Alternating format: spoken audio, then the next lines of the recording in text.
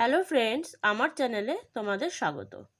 আজকে আমি তোমাদের সামনে যে বিষয় নিয়ে এসেছি তা হলো পুনরায় বাংলা মিল West Bengal State University semester 3। এর আগে আমি দুখানা কোশ্চেন তোমাদের বলে নিয়েছি। আমার আগের ভিডিওগুলো একটু দেখে নিও, তাহলেই তোমরা পেয়ে যাবে। আজকে আমি 3 নম্বর প্রশ্নতে আসছি। তো শুরু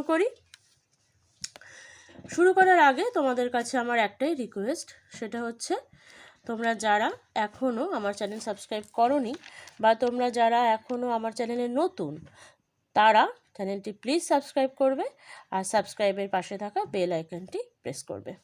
তো শুরু করি।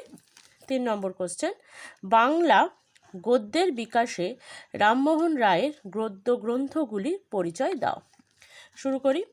যেসব পণ্ডিতগণ বাংলা গদ্য রচনায় গুরুত্বপূর্ণ ভূমিকা গ্রহণ করেছিলেন তাদের মধ্যে অন্যতম হলেন রাজা রামমোহন রায়।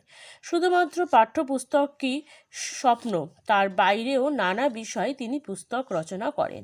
সেই কারণে রামমোহনের গদ্যভাষ্য নানা রূপে গুণে সর্বসমক্ষে প্রতিষ্ঠা পায়।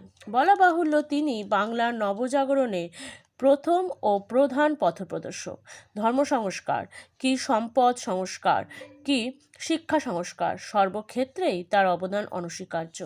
নানা প্রতিকূল পরিস্থিতির মধ্য দিয়ে তাকে পথ চারণা করতে হয়েছে, আবার তিনি সমস্যা সমাধানের পথ খুঁজে বের করেছেন। এই সামাজিক সমস্যা যত গভীর থেকে গভীরতর হয়েছে, তার হাতের লেখনী হয়েছে তত বেশি শক্তিশালী। আর সেই লেখনীতেই প্রকাশ পেয়েছে বাংলার চিরায়ত গদ্য ভাষা। এই গদ্য ভাষাই ছিল যে কোনো সামাজিক সমস্যা সমাধানে প্রথম মাধ্যম। তাই তার প্রচেষ্টায় বাংলা গদ্য ভাষা বলিষ্ঠ ও গতিশীল রূপ পেয়েছিল।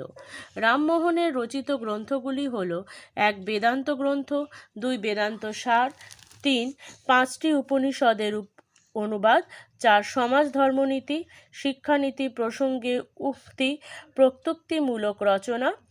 এর মধ্যে থাকছে উৎসবা নন্দ বিদ্যাবাগীশের সহিত বিচার, ভট্টাচার্যের সহিত বিচার, গোস্বামীর সহিত বিচার। 5 নম্বর ব্রহ্ম উপাসনা, 6 নম্বর সহমরণ বিষয়ক প্রবর্তক, 7 নম্বর গৌড়ীয় ব্যাকরণ। শুরু করি। 1 নম্বর বেদান্ত গ্রন্থ। এটি রাজা রামমোহন রায়ের বেদান্ত গ্রন্থের বঙ্গানুবাদ। ভূমিকাংশে তিনি বিরুদ্ধবাদীদের মতকে খণ্ডন করে বলেন যে ঈশ্বর নিরাকার হলেও তার উপাসনা করা যায়। ঈশ্বরের পথ ধরে অন্যান্য যে কোনো পথ পরিত্যাগ সম্ভব। ঈশ্বর অলৌকিক, তার লৌকিক প্রতিমূর্তি পাওয়া সম্ভব নয়। বেদান্ত গ্রন্থে রামমোহন ব্রহ্মতত্ত্ব ব্যাখ্যা করে ব্রহ্মকেই উপাসনার প্রধান উপাদান বলে মনে করেন। 2 নম্বর বেদান্ত সার। এই গ্রন্থে রামমোহন বেদান্ত গ্রন্থের আসল স্বরূপ বের করে ক্রমান্বয়ে সাজিয়েছেন। এমনকি তিনি যে এই বিষয়বস্তুকে নতুন করে সাজিয়েছেন তার ব্যাখ্যাও দিয়েছেন।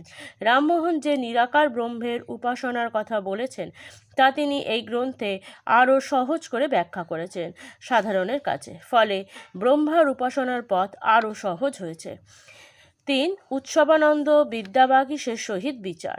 রামমোহনের অন্যান্য শাস্ত্রীয় বিচারমূলক গ্রন্থগুলির মধ্যে এটি ছিল বিশেষ উল্লেখযোগ্য। উৎসবানন্দ নামে এক বৈষ্ণব সাধকের সঙ্গে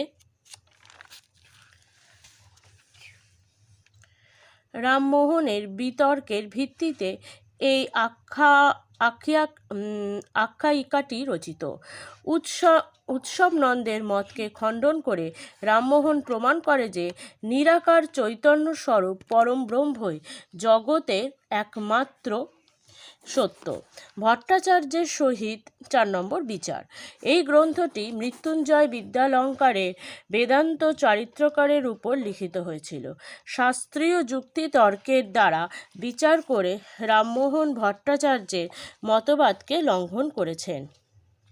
ভট্টাচার্যের মতে পরমাত্মা নিরাবয়ব নন, তার দেহও আছে। এই মতবাদকে রামমোহন স্বীকার করে নিতে পারেননি।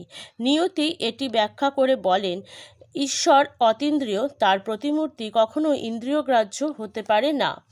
এছাড়া তিনি ভট্টাচার্যের প্রতিমা পুজোর সপক্ষে যুক্তি লঙ্ঘন করে বলেন যে সকল ব্যক্তি নিরাকার ব্রহ্মের উপাসনা করতে জানে না, যে তারা কেবল প্রতিমা পুজোতে লিপ্ত থাকেন। সহমরণ বিষয়ক প্রবর্তক 5 নম্বর। এই গ্রন্থে তৎকালীন সমাজ ব্যবস্থার একটি সুন্দর ছবি ফুটে উঠেছে। এখানে প্রবর্তক ও নিবর্তক দুই শ্রেণীর প্রতিনিধিকে উপস্থাপিত করে সহমরণের পক্ষে ও বিপক্ষে যুক্তি দেখিয়ে নিজের মনের ভাব প্রকাশ করতে চেয়েছেন। সহমরণের দ্বিতীয় গ্রন্থে রামমোহন মানবিকতার কথা ভুলে সহমরণের পক্ষে যুক্তি দেখান। সহমরণের তৃতীয় গ্রন্থে তিনি বিপ্রনামা ও মুগ্ধবোধ ছাত্র নামে দুটি চরিত্রের মুখ দিয়ে সহমরণ বিষয়ক যুক্তিতর্কের অবতারণা ঘটিয়েছেন। এটা হলো এই কোশ্চেন। নেক্সট আমি চলে যাব টিকাতে সীতার বনবাস। রামচন্দ্র অযোধ্যার রাজসিংহাসনে আসীন। তার সুশাসনে প্রজাগণ সুখী ও সমৃদ্ধশালী।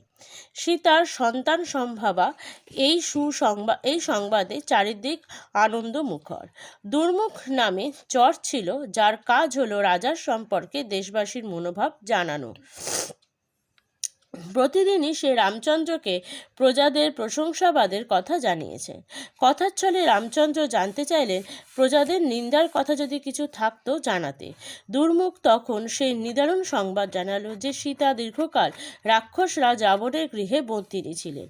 তাকে রাজপুরীতে গ্রহণ না করে পরিত্যাগ করাই সমীচীন। এই দুঃসংবাদে রামচন্দ্র শুধু কাতর নয়, কান্নায় ভেঙে পড়লেন। কিন্তু প্রজাদের কল্যাণের উদ্দেশ্যে সব সুখ বিসর্জন দিতে প্রস্তুত। তাই তিনি লক্ষ্মণের কাছে সীতাকে বিসর্জনের অভিপ্রায় জানালেন।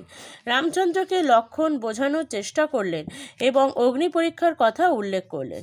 কিন্তু রামচন্দ্রের বক্তব্য, সেই অগ্নি পরীক্ষা যদি অযোধ্যায় হতো, রামচন্দ্রের নির্দেশে সীতাকে বনবাস দেওয়ার জন্য লক্ষ্মণ তাকে নিয়ে বাল্মীকি তপবনে উদ্দেশ্যে যাত্রা করলেন। এখানে কাহিনীর সমাপ্ত ঘটেছে। গুরুত্ব: সীতার বনবাস বিয়োগান্তক আখ্যায়িকা। দুই রাম সীতা চরিত্রগুলোতে তিনি মানবী চরিত্রে পরিণত করতে চেয়েছেন। সহজ সরল ভাষায় রচিত কাহিনীটি সুখপাঠ্য। ভবভূতির উত্তর রামচরিত আর বাল্মীকি রামায়ণের আশ্রয়ে কাহিনীটি রচিত। বন্ধুরা, এই দুটো কোশ্চেন আমি আজকের মতো তোমাদের কাছে উপস্থাপন করে শেষ করছি। নেক্সট কোশ্চেনগুলো আমি পরের ভিডিওতে নিয়ে আসব। তো নেক্সট ভিডিও কোশ্চেনগুলো পাওয়ার জন্য তোমরা অবশ্যই আমার চ্যানেলটি সাবস্ক্রাইব করে রাখবে, আর সাবস্ক্রাইবের পাশে থাকা বেল আইকনটি ক্লিক করে অল বাটনটি ক্লিক করে রাখবে। Thank you.